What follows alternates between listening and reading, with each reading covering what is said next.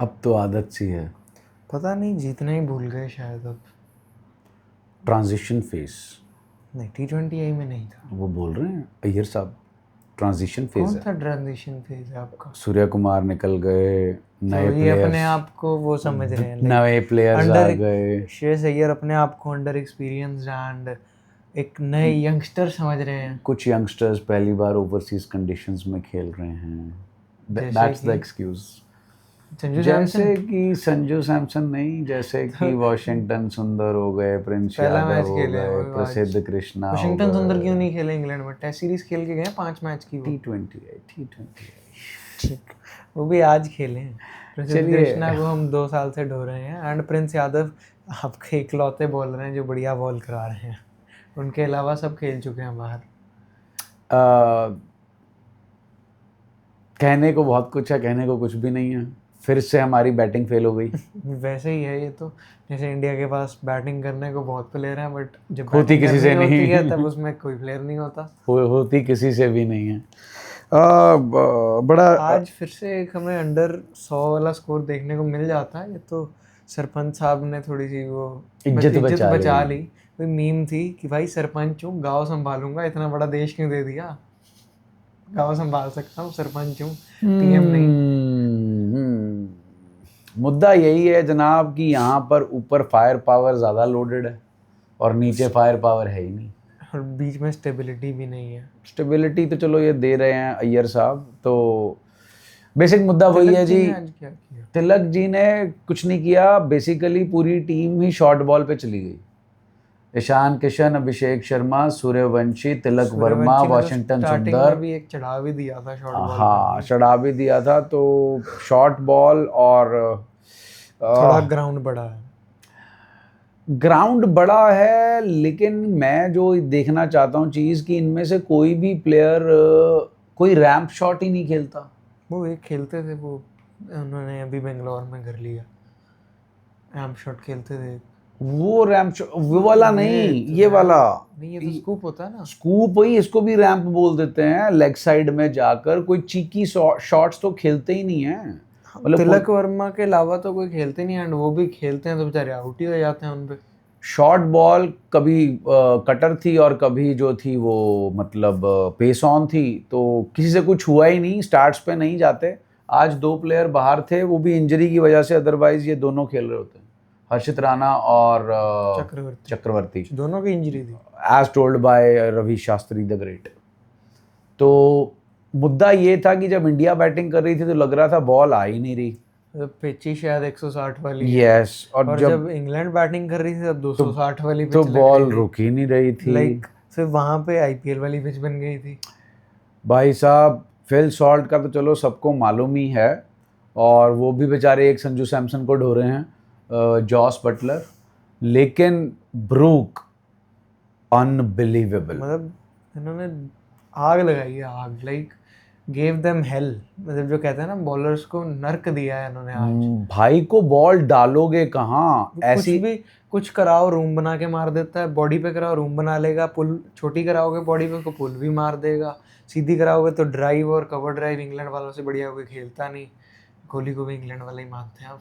और इनको कुछ दे दो, लेंथ पे दे दो, छोटी दे दो, यॉर्कर दे दो, स्लॉट में दे दो, कहीं दे दो, अरे मारेगा। जो शॉट चलो सारे मारते हैं, वो तो माना अर्शदीप को छक्का मारा है कलाई घुमा के स्ट्रेट जो का। हाँ लास्ट में मारा खड़े खड़े, मतलब हम शॉट ऑफ द सेंचुरी कहते हैं कोहली के उस शॉट को, लाइक था 60% उसके क्लोज था ये। मतलब बैट भी हाथ में घूम गया था जैसे कलाई घुमाई हो, आके ऐसे ही मार दिया कि जा, मतलब और इतने नॉनशैलेंटली मारते हैं कि मतलब कोई लेना देना नहीं, मैं तो रोज मारता हूं। जब आप इनका स्टांस देखो तो जब ये छक्का मार रहे होते हैं, he is never ever fully balanced. हाँ, तो वो पीछे आगे टेढ़े मिडे, पता नहीं कहाँ से जनरेट करते हैं इतनी। He is very nibble on his feet and very quick hands और क्रीज का पूरा यूज। मेन यहाँ पर इनकी रिस्ट वर्क और जो हैंड स्पीड है वो काम आती है, बिकॉज जैसे कि ये पोजीशंस में शॉट खेलते हैं उसमें इतनी पावर जनरेट होना पॉसिबल ही नहीं है, लाइक फिजिक्स के अकॉर्डिंगली ही पॉसिबल नहीं है। निबल ऑन द फीट है ना, और अभी जवान है तो हैंड आई कोऑर्डिनेशन बढ़िया है, आईसाइट अच्छी है, बॉल की लेंथ पहले पकड़ में आ जाती है।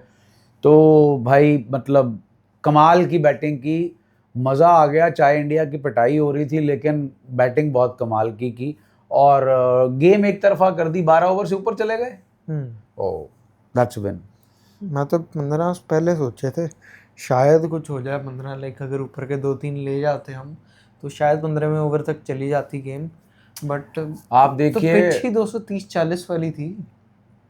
150 रन थे हमारे 18वें ओवर में, 20 ओवर में 158। 158। 4 रन देके गए करन और 4 रन देके गए जोफ्रा आर्चर। बताओ। Jofra Archer has been a nightmare. Jofra Archer को आप लोग समझ रहे हो जैसे अंशुल कंबोज बॉलिंग करा रहे हो। नहीं भाई, 3-3 छक्के नहीं मार सकते आप उन्हें। उनके पास स्पेस है, साथ में दिमाग भी है, वो दिमाग से बॉल डालेंगे और आपके दिमाग में घुस के बॉल डालेंगे। इंडिया नहीं है यहाँ पर कि फ्लैट पिच है और आप मार दोगे। उनको नहीं, थोड़ा सा पिच में सपोर्ट मिलेगा तो काफ़ी शानदार बॉलर है, मजाक नहीं है। उनके लिए इंग्लैंड ने अपनी पॉलिसी चेंज की थी, आपको याद हो अगर, तो उन्होंने भी कुछ देखा है उनमें एंड वो तो काफ़ी सालों से प्रूव कर रहे हैं। 7 साल हो गए, 8 साल हो गए उन्हें खेलते हुए। अब आर्चर को 2018-19 से खेल रहे हैं। सो वर्ल्ड के सब नंबर 1 बॉलर में से एक है एंड आप उनको समझ रहे हो कि मतलब मजाक है, अर्शदीप सिंह हो जैसे। ओपनिंग ओवर अग्रेसिव है और उसके बाद फिर नीचे जाके कुछ भी नहीं है। और जब 2 विकेट आउट हो गए तो फिर आ ही गए ना आप पुरानी उस पर, फिर टप्पू टप्पू खेल ही रहे थे ना। फिर जब दुबे और श्रेयस अय्यर खेल रहे थे तो रिस्क तो था ही नहीं।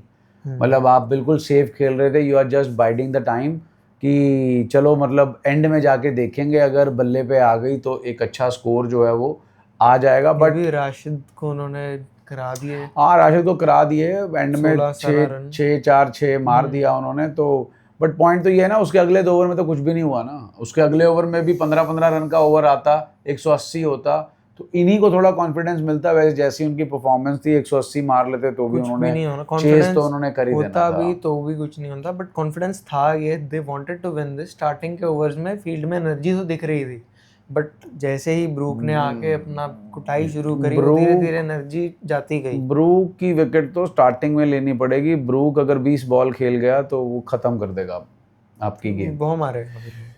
मुद्दा ये है दोस्तों कि सीरीज तो हार चुके हैं। इंडिया इंग्लैंड की T20I की बायलैटरल सीरीज 2007 से हमने खेलना शुरू किया था। T20I सब नहीं किया था, तो 2006-2007 का पहला वर्ल्ड कप था। तो आप देख लीजिए 19 साल हो गए, पहली बार हारे हैं। और 12 साल के बाद बायलैटरल हारे हैं इंग्लैंड से। इंग्लैंड से तो बायलैटरल हारे ही नहीं ना, जीते ही नहीं, हारे ही नहीं ना कभी। वाइट बॉल में हार गए। अब 7 साल बाद 2 लगातार सीरीज हारे हैं। 2019 में लास्ट हारे थे। दिक्कत ये हो रही है कि अब जब इंग्लैंड से जिम्बाब्वे जाओगे, वहां जीत पाओगे कि नहीं जीत पाओगे। है तो वो भी फॉरेन कंडीशंस। बिल्कुल बिल्कुल बिल्कुल। वर्ल्ड क्लास पेसर्स हैं उनके पास भी, Yes, yes, नगारवा, yes. मुजरबानी, सो तंग तो वो भी करेंगे। चलिए वो फिर कभी बस ये ओडीआई में थोड़ी अपनी लाज बचा लें। हमारे पुराने चावल आ रहे हैं, तो लेट्स सी वो पुराने चावल कितने खिले हुए हैं। वो अब दूसरी टेक्निक से खेलें एंड पता चल जाएगा कि दूसरी टेक्निक से हम हरा सकते हैं कि नहीं। सीरीज चली गई है जी, जैसे इनके हालात हैं मेरे हिसाब से ये वाइट वॉश है। अगला match I am not saying कि कुछ फेरबदल होगा और ये जीत पाएंगे, क्योंकि जो इनकी टीम के हालात लग रहे हैं मेरे को लग ही नहीं रहा। वो आर्सेनल ही नहीं है इनके पास कि कुछ जो है ये कर पाएँ। इंडिविजुअल परफॉर्मेंस पे भी नहीं जीत सकते। इंडिविजुअल परफॉर्मेंस ही तो कलेश का जड़ है, वो तो आ ही नहीं रही है ना। वो आ भी जाएगी तो भी नहीं जीत पाएंगे। नहीं, वो तो एक की आने से जीत नहीं पाएंगे ना, 2-3 की चाहिए। और मतलब जैसे उनकी टीम में से आती है, अब यहाँ अय्यर परफॉर्म करके, लेकिन बाकियों ने तो कुछ किसी ने कुछ भी नहीं किया। आया नहीं ना, कुछ भी नहीं किया। हमारे ओपनर्स में से एक टिका रहता है, वो टिकता ही नहीं है, वो टिकता ही नहीं है ना। और ईशान किशन भी अंडर द कारपेट ही जा रहे हैं, बहुत मौके मिल रहे हैं उनको। They have to change their approach. Ishan Kishan तो हर एक मैच में शॉर्ट बॉल पे आउट हुए, चाहे वो बाउंड्री पे गए हो, चाहे वो थर्ड मैन पे गए हो, चाहे कहीं पे भी आउट हुए हो। Same is the case with Abhishek Sharma. Rashid की बॉल पे ही शॉट मारने गए और वही खड़ी कर दी, सर्कल भी नहीं पार हुआ। सूर्यवंशी की चलो छोड़ो, उसकी क्या ही बात करनी है। एक मौका और मिलेगा सूर्यवंशी को, और जिम्बाब्वे के खिलाफ भी मौके मिलेंगे। इन मौकों में अगर एक शतक नहीं आया तो सूर्यवंशी की भी छुट्टी। फिर अगले साल फिर आईपीएल में परफॉर्म करो, फिर हो सकता है। नहीं, फिर आप एंजॉय करो। टैलेंट बहुत है हमारे पास और कोई ना कोई आ सकता है, बट फिर आप को डोमेस्टिक में पकने के लिए भेजा जाएगा, रणजी के लिए। हाँ, चलिए दोस्तों, मिलते हैं फिर अगले मैच के प्रीव्यू के साथ। वीडियो पसंद है तो लाइक करें, शेयर करें और चैनल को सब्सक्राइब करें।